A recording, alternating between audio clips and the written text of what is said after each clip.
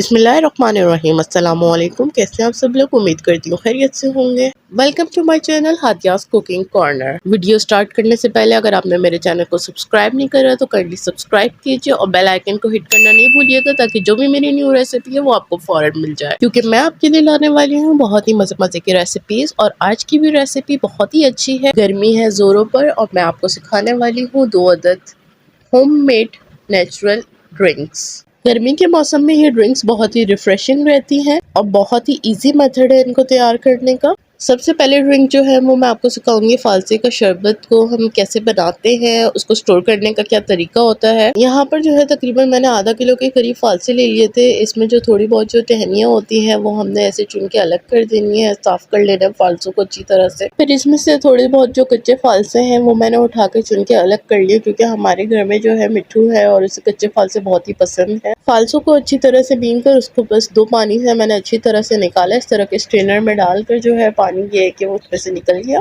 पानी एक बार अच्छी तरह से निकल जाए आपके फालसों में से तो आपने उसे एक ब्लेंडर में डालना है। जितने भी फालसे सारे आपने उसमें डाल देने। साथ ही इसमें जाएगा तकरीबन 2 गिलास के करीब नॉर्मल रूम टेम्परेचर का पानी। मैंने पहले 1 गिलास पानी डाला था लेकिन सही से ब्लेंड नहीं हो रहे थे फालसे, तो फिर मुझे 1 गिलास मज़ीद ऐड करना पड़ा। जब आपको लगे कि आपके फालसे अच्छे से ब्लेंड हो गए हैं तो उसके बाद आपने उसमें तकरीबन 1 कप के करीब चीनी ऐड कर देनी है और ब्लेंडर को दोबारा से चलाना है। इस पॉइंट पर हमें इस बात का ध्यान रखना है कि आपकी चीनी जो है वो अच्छे से मिक्स हो जाए। चले जी, हमारा फर्स्ट स्टेप जो है, पहला मरहला फालसे का शरबत तैयार करने का मुकम्मल हुआ।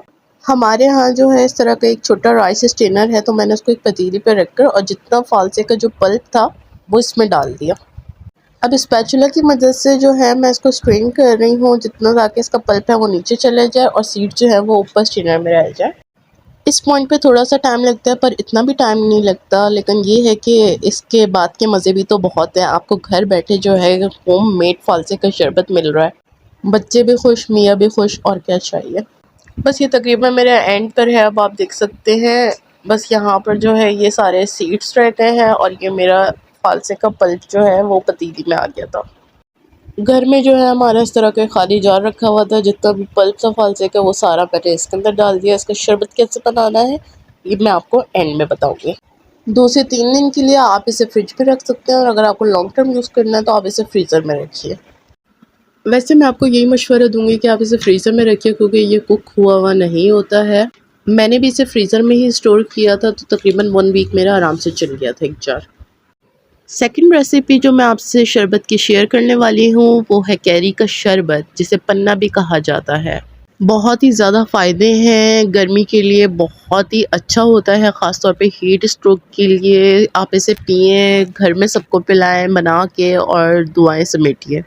बहुत ही इजी है इसको भी बनाना भी। मैंने तकरीबन 2.5 किलो के करीब कैरियाँ ले ली थी और उनको छील के रख दिया था।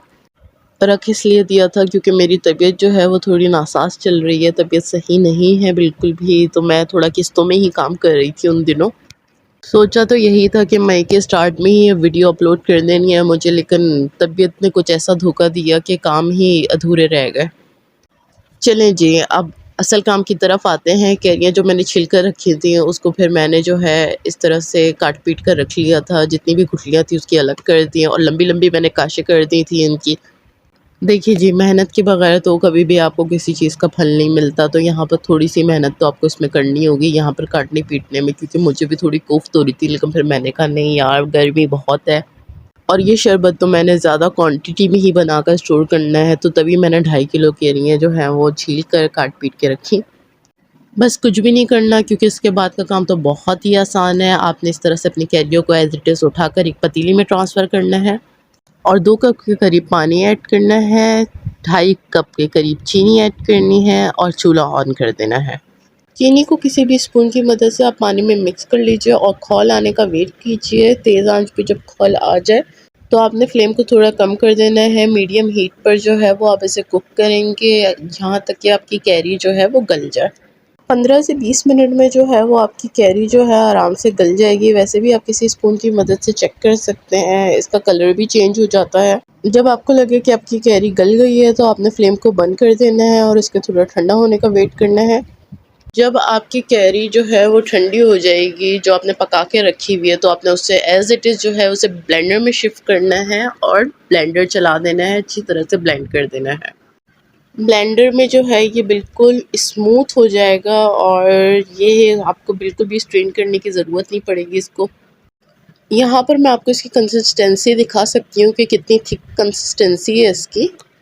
बिल्कुल जैसे स्क्वॉश की तरह कंसिस्टेंसी होती है वैसी कंसिस्टेंसी है इसकी। किसी भी जार में इसको ट्रांसफ़र करके आप फ्रिज में रख सकते हैं, कई दिनों तक रख सकते हैं आप। मेरा तो तकरीबन 2 हफ़्ते से फ्रिज में रखा हुआ है, ये ख़राब नहीं होता है क्योंकि ये कुक हुआ होता है ऑलरेडी। मैंने इस तरह के नेम टैग्स लगा लिए जैसे इनके साथ जो जार्स में मैंने फ़ालसे का शरबत ट्रांसफ़र किया था उसके साथ फ़ालसे के शरबत का टैग और फिर कैरी के शरबत के साथ कैरी के शरबत का टैग लगा दिया था। मैंने आपको शरबत स्टोर करने का मेथड तो बता दिया, लेकिन शरबत बनाना कैसे है ये भी मैं आपको बता दूं। मैं आपको दोनों शरबत की एक एक ग्लास की प्रिपरेशन करना बताऊंगी। मैंने 2 ग्लास ले लिए हैं, दोनों में मैं जो हूँ पहले बर्फ़ ऐड करूंगी। आपकी मर्ज़ी, आप बर्फ़ ऐड करना चाहें, ना करना चाहें तो आप स्किप कर दें। कैरी की शरबत के लिए कैरी का स्क्वॉश जो मैंने प्रिपेयर करके रखा है वो जो है मैं ग्लास में जो है 3 टेबल स्पून के करीब ऐड करूँगी। सेम इसी तरह से जो है फ़ालसे का पल्प जो मैंने प्रिपेयर करके रखा है वो भी मैंने 3 टेबल स्पून के करीब ऐड करूँगी। अगर आपको मीठा थोड़ा ज़्यादा पसंद है तो 1-1 टेबल स्पून के करीब चीनी भी शामिल कर दीजिए, वरना इस स्टेप को आप स्किप भी कर सकते हैं। हस्बे ज़रूरत काला नमक शामिल कर दीजिए और तेज़ ठंडा पानी डाल के शरबत को अच्छे से मिक्स कर लीजिए। इतनी तेज़ गर्मी में मैंने आपको बहुत ही मज़ेदार 2 बहुत ही रिफ्रेशिंग शरबत बनाना सिखा दी है। उम्मीद करती हूँ आपको मेरी दोनों रेसिपीज़ बहुत पसंद आई होंगी। ज़रूर ट्राई कीजिएगा और मुझे फीडबैक देना ना भूलिएगा। दुआओं में याद रखिएगा। नेक्स्ट रेसिपी तक के लिए अल्लाह हाफ़िज़।